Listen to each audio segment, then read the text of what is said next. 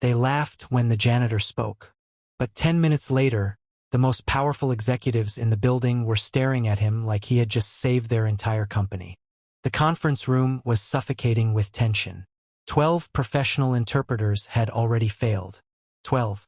Each one had impressive credentials. Each one had years of experience. Each one had been called in urgently when the first translator collapsed from illness that morning. But none of them could fix the chaos unfolding in that room. On the giant screen at the front, 8 foreign delegates watched with growing impatience. Their voices overlapped in different languages: Mandarin, Arabic, Portuguese, German, Japanese, French, Spanish, English. It sounded less like conversation and more like waves crashing into each other. Millions of dollars were on the line. A global partnership deal worth more than most people would see in a lifetime. And it was falling apart right in front of them. Margaret Whitmore, the CEO, stood at the head of the table. She was famous for her calm control, but even she could feel the deal slipping through her fingers. Misunderstandings were piling up. One delegate thought the other had rejected a proposal. Another believed an insult had been made. A third thought the contract terms had changed. Frustration spread across the room like fire. A Brazilian investor closed his folder sharply. A German representative shook his head in disbelief. A Japanese executive slowly removed his glasses. A silent signal that the meeting had lost its dignity. And in the back hallway outside the glass conference wall, a janitor was quietly mopping the floor. His name was Daniel Reyes. No one inside the room knew who he was. No one had ever really looked at him before. He wore a faded blue cleaning uniform, rubber gloves, a mop in one hand. To the executives walking past him every day, he was invisible. But Daniel Reyes carried something inside him that no one in that building had ever imagined. 8 languages, fluently. Before we continue, if you believe that greatness can hide in the most ordinary places, take a moment to like this video, share it with someone who needs inspiration, and subscribe for more stories like this. Because sometimes the hero of the story isn't the person wearing the expensive suit. Sometimes it's the person holding the mop. Daniel had not always planned to become a janitor. Years earlier, he had dreams just like anyone else. But life had rewritten his plans. His wife, Elena, had died suddenly from a rare illness. The diagnosis had come late. The hospital bills came even faster. Within months, their savings disappeared. The small apartment they once filled with laughter became a quiet place filled with grief. And Daniel was left alone to raise their 6-year-old daughter, Sophia. She became the center of his world. Every morning before sunrise, Daniel woke up. He cooked breakfast, sometimes eggs and toast, sometimes just oatmeal when money was tight. Then he braided Sophia's hair. The first few times were terrible. The braids were crooked. Loose strands stuck out everywhere. Sophia had laughed and hugged him anyway. But Daniel practiced. Night after night, he watched tutorials on his old phone. Soon the braids were neat, perfect. After breakfast, he walked her to school, always smiling, even on days when he had only slept 3 hours after working all night. Then he headed downtown to the massive glass building where he worked. Officially, his job title was night cleaning technician. In reality, he was the man who kept the building spotless while everyone else slept. He emptied trash cans. He polished marble floors. He wiped fingerprints from glass doors. He cleaned coffee stains executives never noticed they left behind. Most employees passed him without a word. Some didn't even see him. But Daniel never complained. Because that job paid the rent, kept food on the table. And most importantly, it allowed him to raise Sophia. What no one knew was that Daniel's mind was extraordinary. Languages had fascinated him since childhood. He grew up in a crowded neighborhood filled with immigrants from every corner of the world. Different voices echoed through the streets. Spanish from his grandmother, English from school, French from an elderly neighbor who once taught literature, Mandarin from a grocery store owner who let Daniel help stock shelves after class, Arabic from late-night international radio broadcasts, Portuguese from construction workers who laughed and talked during lunch breaks, German from borrowed cassette tapes at the library. Japanese from a college exchange student who had once needed help finding directions. Daniel listened, learned, practiced. Languages became his escape. They opened doors to worlds far beyond the cracked sidewalks of his childhood. Eventually, he earned a scholarship to study linguistics at university. For a while, everything seemed possible. Then life intervened. Elena got sick. Sophia was born. Bills grew larger. Dreams had to wait. Daniel left college and took the first steady job he could find, cleaning floors. But he never stopped learning. Every night after Sophia fell asleep, he studied. Grammar books, audio lessons, foreign news broadcasts. Learning reminded him that life was still bigger than his pain. And one day, all that quiet studying would change everything. The company building felt different that morning. Black luxury cars lined the street. Security guards stood at every entrance. Executives rushed through the lobby with urgent expressions. Daniel learned why when his supervisor gave him new instructions. "Big international meeting today," the supervisor said. "Executive floor must stay spotless." Daniel nodded and got to work. Inside the main conference room, Margaret Whitmore was preparing for the most important negotiation of her career. Delegates from 8 countries had flown in. They were ready to sign a massive global partnership deal. But disaster struck before the meeting even began. The company's lead interpreter collapsed with a high fever.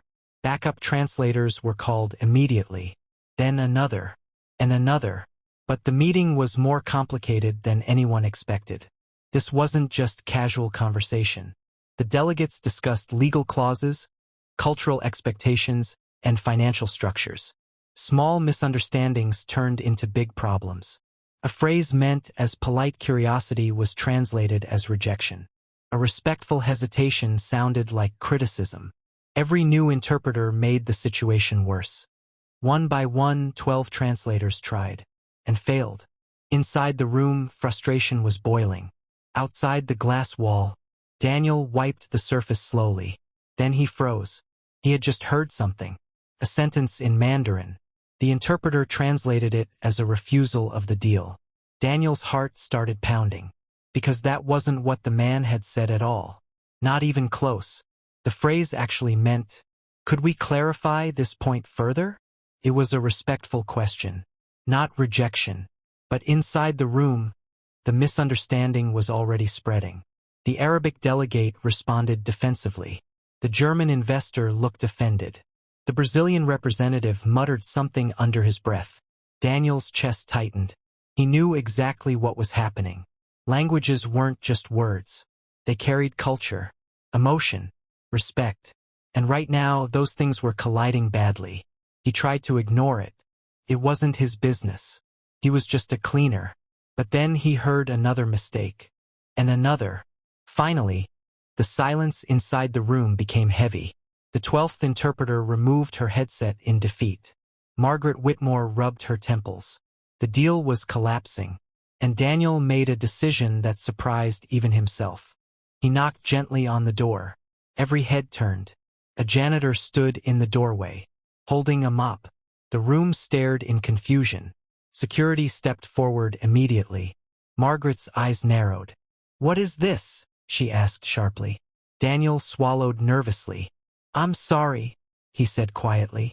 "I think there may be some misunderstandings." A few delegates exchanged amused looks. One of them almost laughed. Security moved closer to escort him out. But Margaret hesitated. Desperation makes people take risks. "You have 1 minute," she said coldly. "Then you leave." Daniel stepped forward slowly. His hands trembled slightly. But when he spoke, his voice became calm, confident. He turned to the Mandarin delegate first, and spoke fluent Mandarin. The man's eyebrows shot up. Daniel explained the original phrase carefully, respectfully. The delegate's expression changed instantly, from irritation to surprise. Then Daniel turned to the Arabic representative. Perfect Arabic followed. He clarified the misunderstanding between the two men. The tension softened. Then he addressed the Brazilian delegate in Portuguese. He corrected a financial term that had been translated incorrectly. Next came German. then French, then Japanese. Each language flowed naturally. Each explanation untangled another knot of confusion. Inside the room, people leaned forward. Headsets were slowly removed. Eyes widened, because the janitor was doing something 12 experts could not. He wasn't just translating. He was understanding. And suddenly the meeting began moving again. Ideas flowed. Agreements formed. Hours later, the deal was signed. When the meeting ended, the delegates surrounded Daniel. They thanked him, shook his hand, asked for his business card. Daniel smiled awkwardly. "I don't have one," he admitted. When everyone finally left, Margaret Whitmore remained seated, watching him. For the first time since she hired him years earlier, she truly saw him. "Sit down," she said. Daniel hesitated, then slowly took a chair. Margaret asked questions. "Where did you learn all those languages? Why are you cleaning floors? Why are you not working as a translator?" Daniel answered honestly. He told her about Elena, about Sophia, about leaving university, about studying late at night after exhausting shifts. Margaret listened quietly. Something unfamiliar stirred inside her. Respect and regret. 1 week later, Daniel received a phone call from the CEO's office. He thought he might be in trouble. Instead, he received an offer. The company had created a brand new position. The salary was higher than Daniel had ever imagined. Full health benefits, flexible hours. When he told Sophia, she didn't fully understand the job title, but she saw the tears in her father's eyes. She hugged him tightly.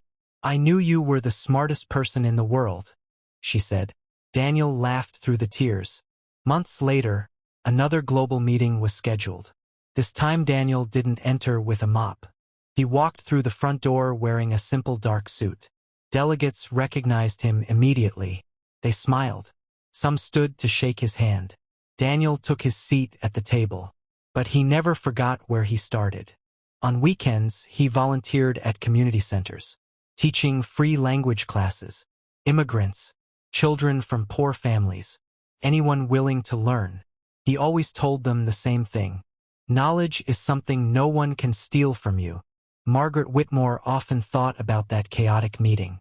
She realized the biggest mistake that day wasn't translation. It was judgment. They had overlooked brilliance because it wore a janitor's uniform. Daniel Reyes became something of a legend in the company. Not because he wanted fame, but because his story reminded everyone of something important. Talent doesn't always arrive wearing a suit. Sometimes, it waits quietly in the corner, holding a mop, waiting for someone brave enough to listen. When Sophia graduated from high school with honors in international studies, Daniel sat in the audience with tears in his eyes. He remembered that terrifying moment outside the conference room door, and he realized something. The biggest victory was not the promotion, not the money. It was showing his daughter that hard work and belief can rewrite destiny. The world often judges people by their clothes, their job titles, their bank accounts, but real greatness hides in perseverance, in late nights studying after exhausting shifts, in parents who refuse to give up for their children. That day, 12 interpreters failed, not because they lacked education, but because true understanding requires empathy, patience, and life experience. The janitor had all three, and in the end, he didn't just save a business deal. He reminded a room full of powerful people of something they had forgotten. The next miracle might be standing quietly in the corner, waiting to be seen. If this story moved you, take a moment to like, share, and subscribe for more stories that remind us of the incredible strength hidden inside ordinary people. And tell me in the comments, have you ever felt invisible but refused to give up?